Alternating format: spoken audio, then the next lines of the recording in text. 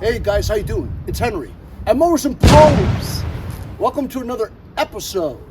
Today we're working on this Troy-built 30-inch RER, rear engine rider. I've worked on this thing once before. This starts and runs, but it just runs badly and it needs a tune-up. My friend Mike's friend had one of these and I had to fix it to get a bunch of other stuff that he gave me. And I fixed it up and off it went. This is a Troy-built made by MTD. And as you know, MTD engines are made by Mower from Zhongshan, Chinese engine. This is the 420 engine that I've had 5 or 6 of in my past that were all blown, given to me by my friend Nick from Bellport. All of them were blown. I've never had one that ran. This one may run. The owner gave it to me saying that it needs a new starter, a new ignition switch, and a new battery. But he says it runs.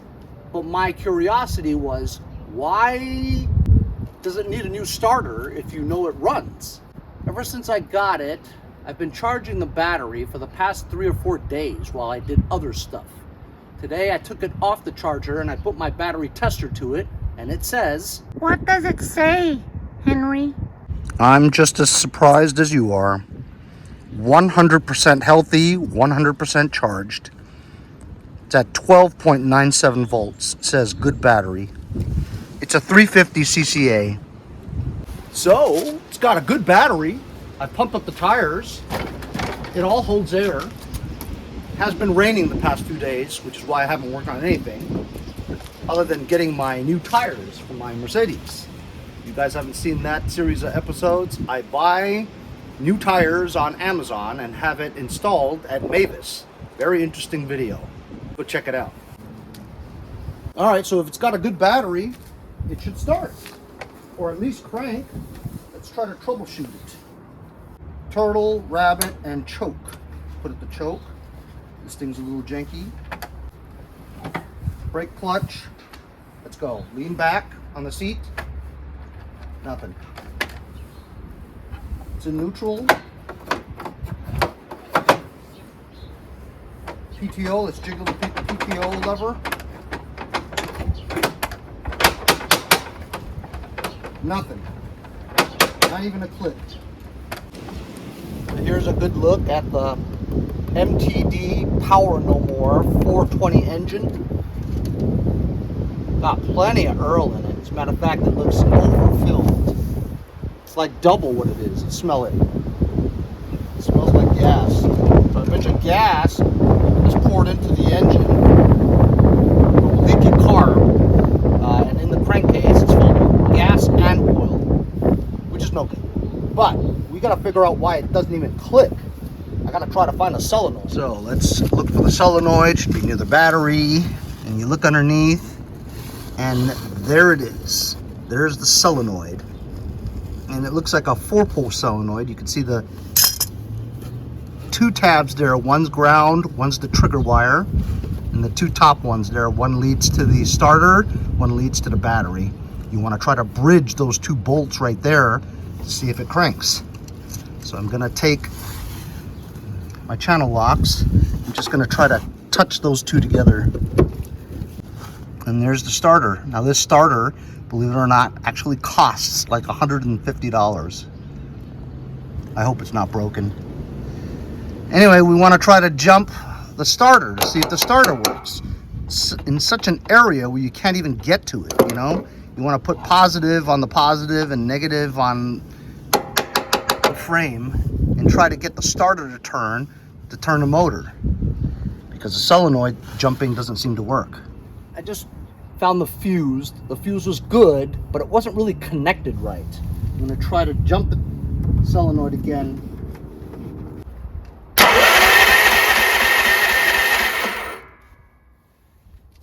Starter sounds like it works just fine. Turn on the ignition, because without turning on the ignition, you're not going to have power to the safety switches, whatever, and start.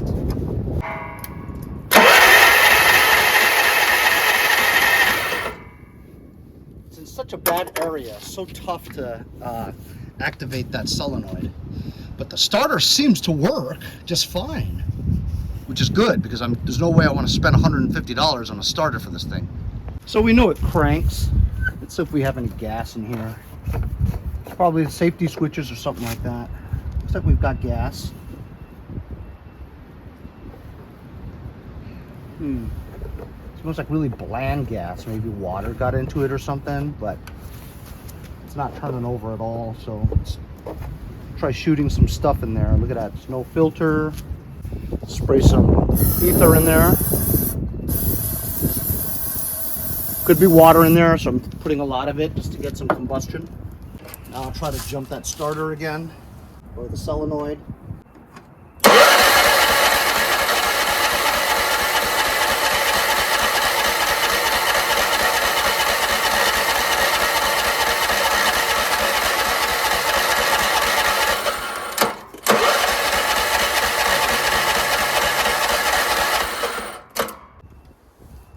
Not even any signs of it igniting. Got to check for spark now.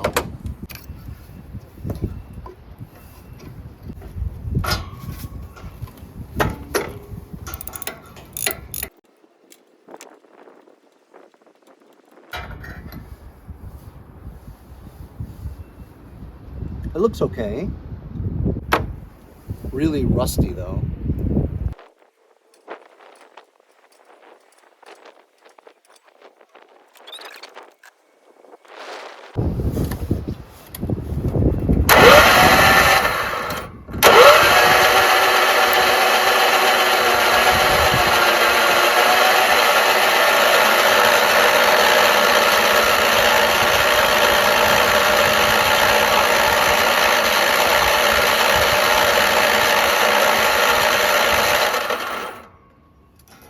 No spark. Probably mean it's a safety switch issue. That's what it is. It's not allowing, no, because if it was a safety switch issue, I'm cranking. No, I'm cranking because I'm bypassing it from the solenoid. So it's not getting a open circuit because the safety switches is preventing the magneto from getting spark. So I think we have to take the wire off the magneto, the kill wire off the magneto. That way it won't ground it out so that we can see if it has spark. And we know that it's a safety switch problem. But I have to get this cover off, which means I have to take this off. What a pain.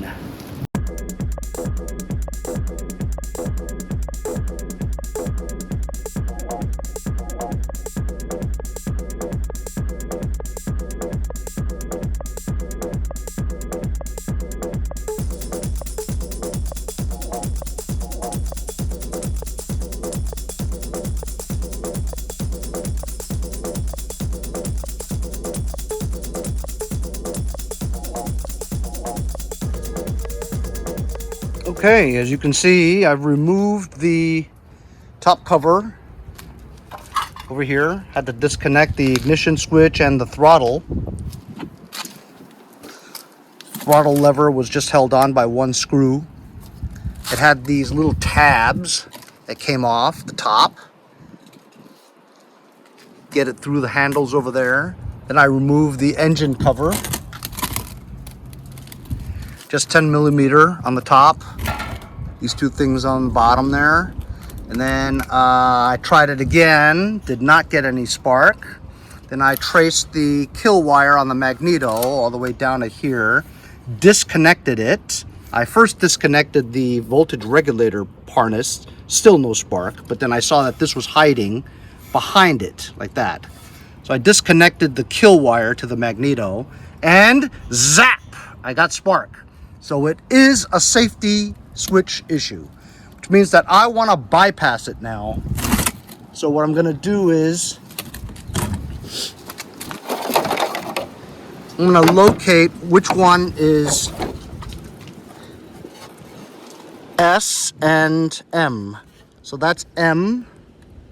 Can you guys see that? M is there, and S is on the bottom here. That's S. So the bottom tab here, this is the solenoid. This is the magneto. So I'm going to run this magneto wire directly to the magneto, and this one directly to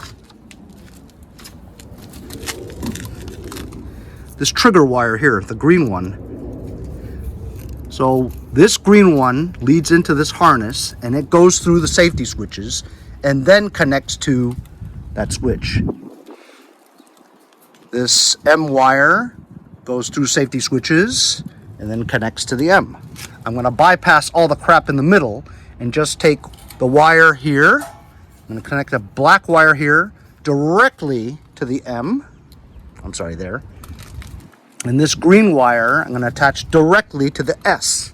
So that bypasses all the mess that goes into the safety switches all around. That's how you bypass it. And if we do that and I crank it and I get spark, then that's the problem. So I'm going to go get some extra wire, splice this, splice that, connect it directly to the switch. And then we'll test it again to see if we get spark. If we do, try to run it. All right, I'm back and I've done it. I'll show you. So I've done lots of bypass videos. I'll leave the most detailed one link in the description. But anyway, we did figure out that this orange wire is the solenoid one, okay? It has S on the bottom here, right? And then the yellow one is the magneto one, okay? So this yellow one, I traced it all the way down to here and I just cut it off, okay? Because what leads into there is the gobbledygook of all the safety switches. And then it comes back, okay? So instead of that, I just took the yellow wire, I cut it right here, and then I attached it directly to the kill wire going to the magneto. I did the same thing with this orange wire. I mean, this one was yellow, sorry. The bottom one here is the solenoid. So I took the orange wire, which is the solenoid, I traced it all the way into this harness and I cut it. And then I attached it directly to the trigger wire of the solenoid. See? This is the solenoid. This is the trigger wire. The orange one is the one that has 12 volts going to the solenoid. Once you turn the ignition switch on, it pushes the plunger up and touches these two nuts that connect this thick red to that thick red, and that makes the circuit. So this is the trigger wire, and it leads to the solenoid tab on the ignition switch. That's all I did. S tab directly to the solenoid. Yellow wire directly to the magneto kill. So all the stuff in that harness over there, which leads to the PTO, the clutch, the seat safety switch, all that is bypassed. Now, this will start when you turn the key. And I tested it with spark, and it does have spark. I put the spark plug back in again. So now when we turn this, we will get spark. It will crank and turn over the engine. We do have spray in the carburetor. So let's see if it fires up. In case of evaporation, I'm gonna spray some more. I have a feeling the carburetor's pooched. Are you ready? Let's turn the switch. It should have spark. If it has compression, it should start the engine. Ready? Let's go. Yeah!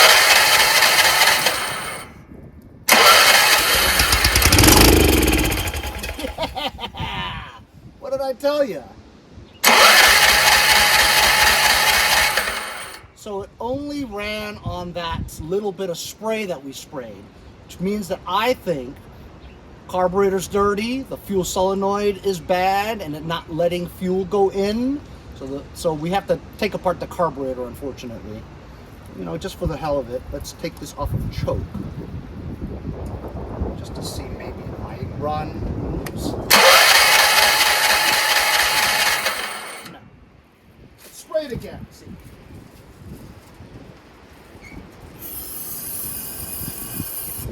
I have a feeling there's water in there.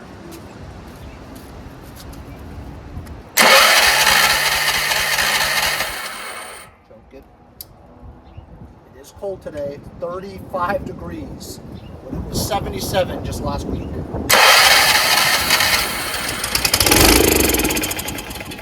So we have a good engine.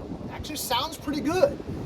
This is the first power more 420 lawn tractor engine that I've ever had that runs. We're gonna check out the carburetor next.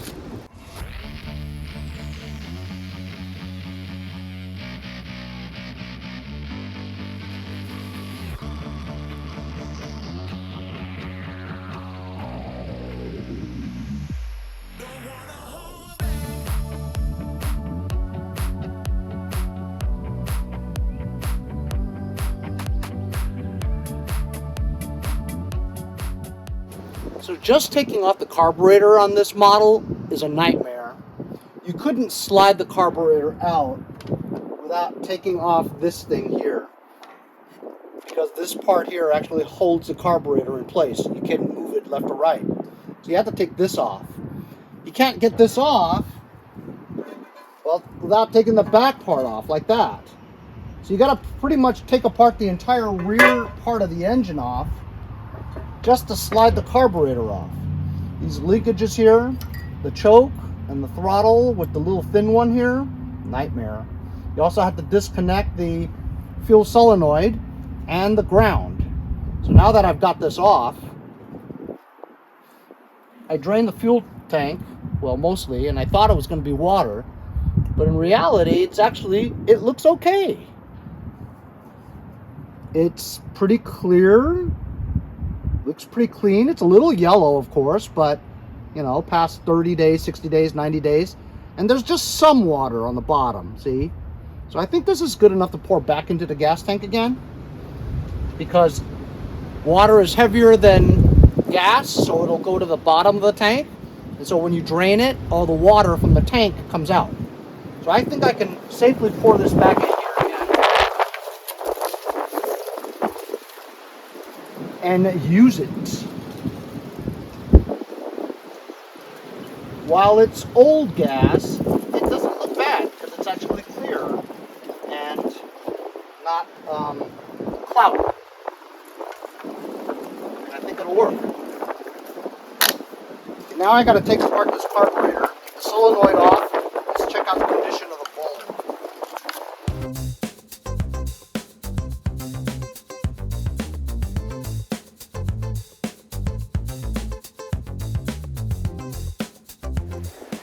So I removed the fuel solenoid. Check it out. It is totally rusted. It doesn't go in and out. But this was not allowing fuel to go in. I don't think I'm going to use this. Alright, now that I moved it, it still doesn't go in and out, but it does rotate. I'm just going to throw this out. We're not going to connect this at all. Unless it leaks without it. Yeah, it might. But look, I just removed this bolt that has a hole that goes through it. And it's all rusted. What do you think the innards of this bowl is going to look like? Trash. You ready?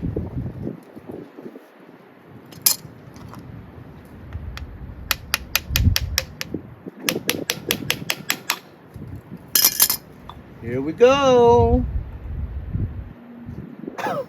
Actually, it's not bad. I'm so surprised. So what was preventing fuel from getting up through the carburetor is obviously that fuel solenoid that's rusted. But this ain't bad at all. I'm so surprised. And the fuel's clean.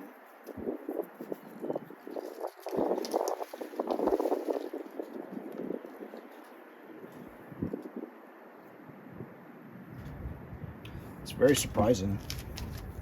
I thought it was going to be trash.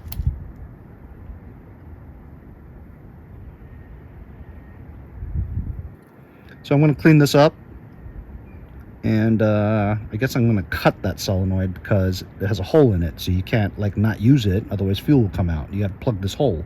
So I'm just going to cut the valve. So that's the fuel solenoid. As you can see, there is a rubber gasket here.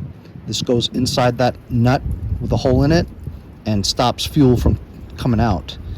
But because this does not retract anymore, it blocks the hole in the emulsion tube and doesn't allow fuel to go up through the carburetor. And it won't go in or out anyway, see? So I'm going to pull it out, get it right there.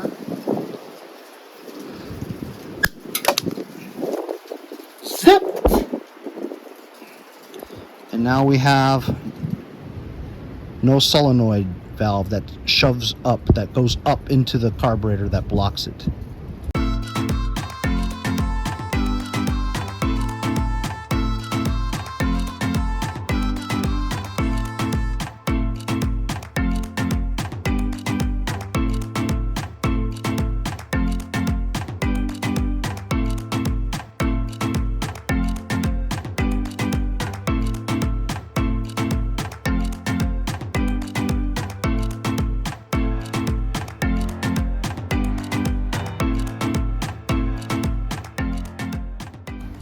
The gasket broke, so I found another gasket in my gasket kit, and I'm using torch tip cleaners, and this was plugged, these holes, with rust. Not the kind of fix that I wanted, but it looks like it's going in the right direction. Look at all the stuff that's in it. See, it's clear there. Clear there. That's good.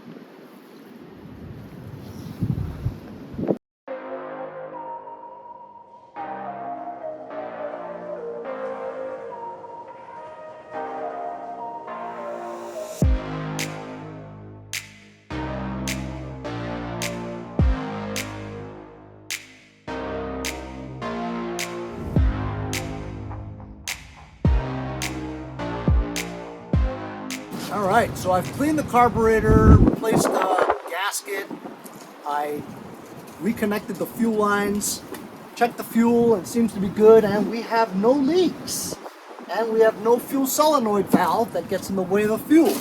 So it should be trickling into the bowl. The bowl should be filling up with fuel. I'm a little worried about the fuel amount because the fuel entry was blocked. And when you blow, it does go in, but it seems like it goes in really slow. So I'm worried about that it's not getting enough fuel. But, and also the main jet that goes up the emulsion, couldn't get that out. But I did spray through the emulsion, it goes right through. But that emulsion tube usually has little small tiny holes that I'm sure are clogged. It might make a difference. I do have a couple of carburetors in the shed somewhere from this, but I don't know the condition of those either. But we're just gonna try it. I'm gonna leave everything off because I might have to replace the carburetor. Let's see if it starts and runs on its own. It's choked. We bypassed all the switches. And by the way, that carburetor is very similar to the Troy-built Storm snowblower carburetors. Very similar, if not exactly. I think these are bigger. But anyway, all right. Remember, we have oil gas mix in here, you know, so it may smoke a shitload, but we'll run it for a little bit.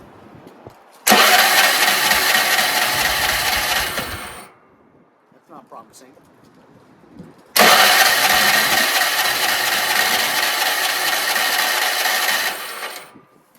Help it out a little. Get the juices flowing. This is contact cleaner, carburetor cleaner. It's not as combustible as ether.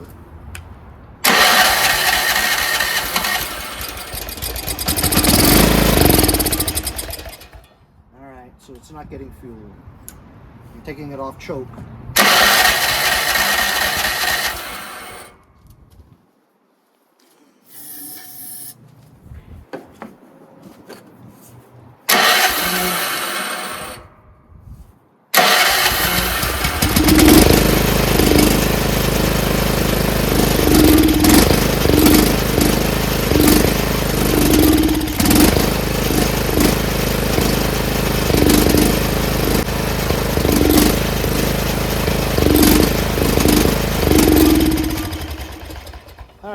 So we know it runs, but it's not getting fuel.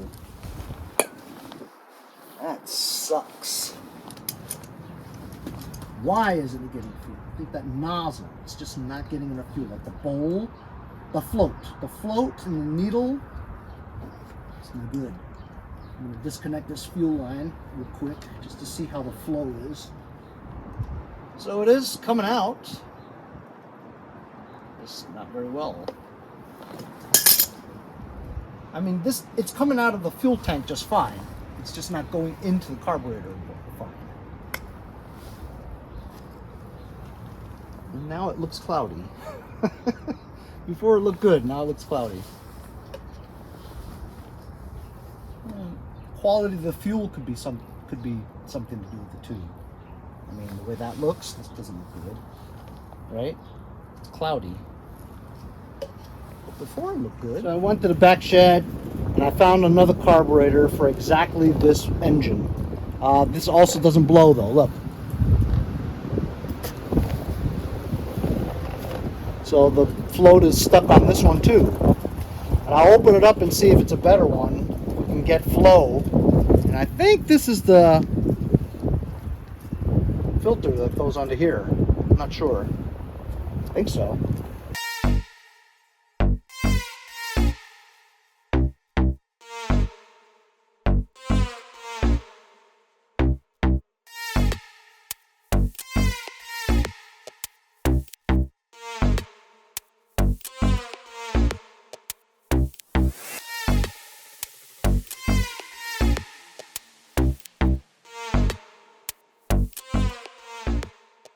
Alright, I put everything back together again. I basically just took the two carburetors, took the best parts out of the both, and made one.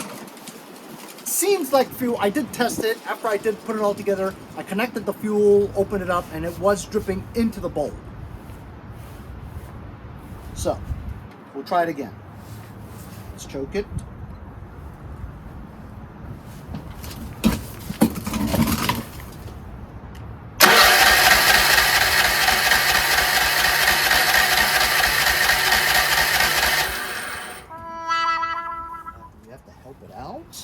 Shouldn't.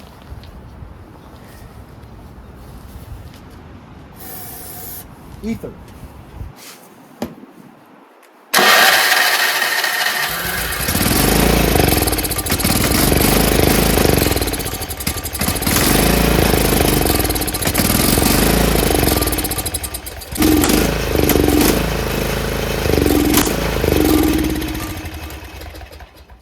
I can't understand it. I don't know why it doesn't run on its own. It should. Unless that fuel is not fuel. Unless the fuel in there is water. It's not though. But it looks cloudy. Alright. I'm going to drain the fuel tank completely. Put fresh fuel in it. That's the only thing.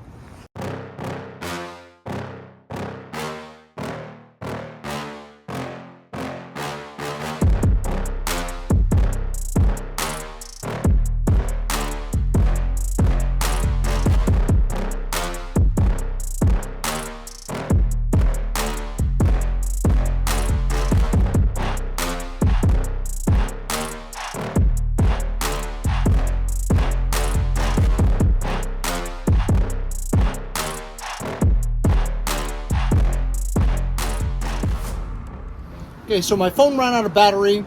I was charging it, came out here. I cleaned the carburetor once again, but I used the second carburetor that allowed me to take the main jet out. The first one, the original one, was so rusted out that you couldn't even turn the main jet to get it out. I actually got out the second one, right? So I cleaned that up. That was completely clogged. I took the main jet, put it into the other one, and basically I just rebuilt another one, right? Put it in, check it out.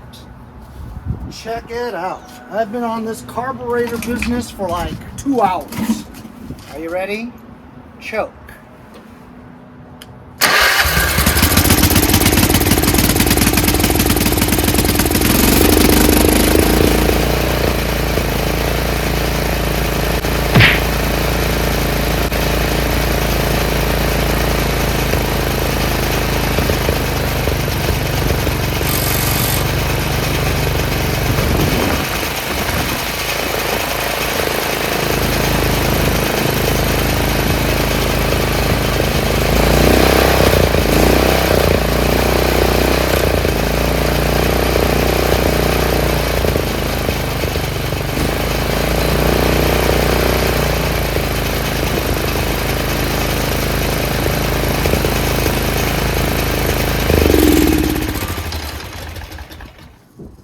works no matter what, and it shuts off with the key no matter what. I'm going to tighten this spring a little because the RPMs could be a little bit higher. But I'm going to put everything back. We got it worked out. It wasn't the gas at all. It was the main jet that was clogged. And fuel wasn't going up the emulsion tube. That's how easy it is. So I just used the main jet that I could get out of the second carburetor, put it into the first carburetor along with all the better gaskets, the better bowl, the better needle, the better float. So I put all the better parts in it that had good gaskets. It does not leak. I zipped the second valve off the fuel solenoid also. Connected it anyway, because when you do connect it, if it does pull down, it pulls down mostly. So now it's good. The oil, I don't know if it's just overfilled or if it is gas in it. It could be a little bit of both, but hasn't smoked at all, because if it was mixed with gas, it would be smoking.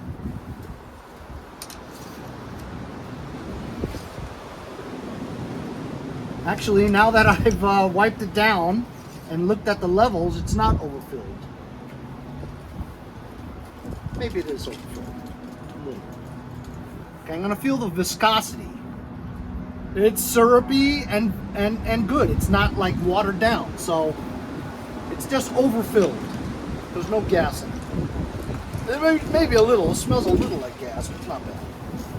So I'm beat, man. I almost want to just like go inside and lie down, but I don't want to leave it like this, you know what I mean? So I guess I'm gonna have to put it all back together again.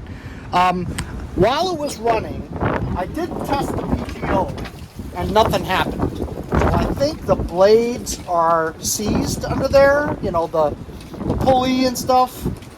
It's seized. I think we're just breaking loose a little bit and it'll probably work out, but and then we have to see if it runs and drives, you know what I'm saying? But I have to put all this shit back together again. Look at the stuff that I've been doing. This was kind of tough. It's mostly the carburetor though.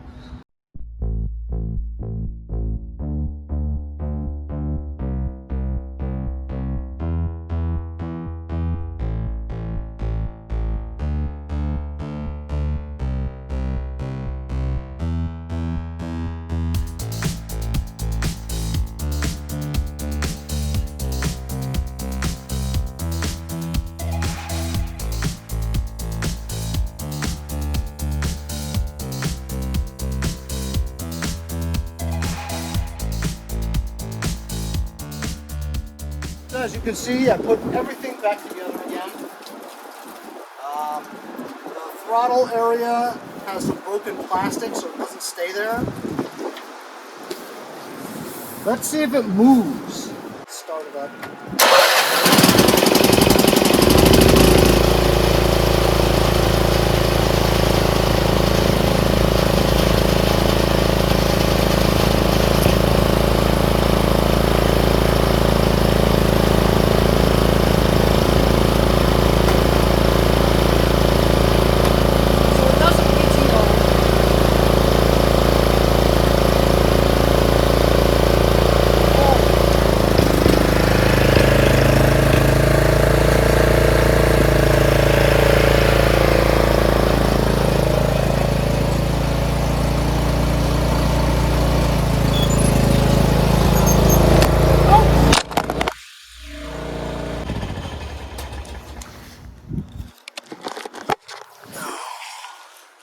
That sucked.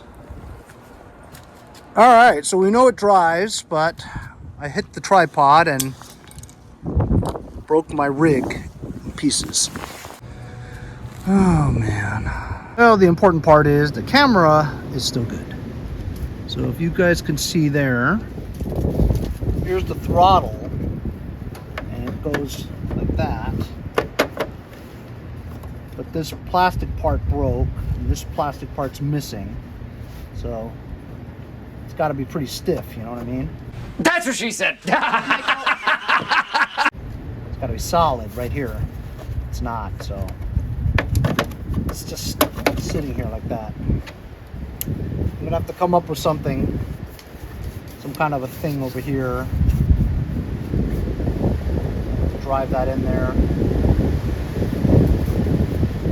I'll work on that another time.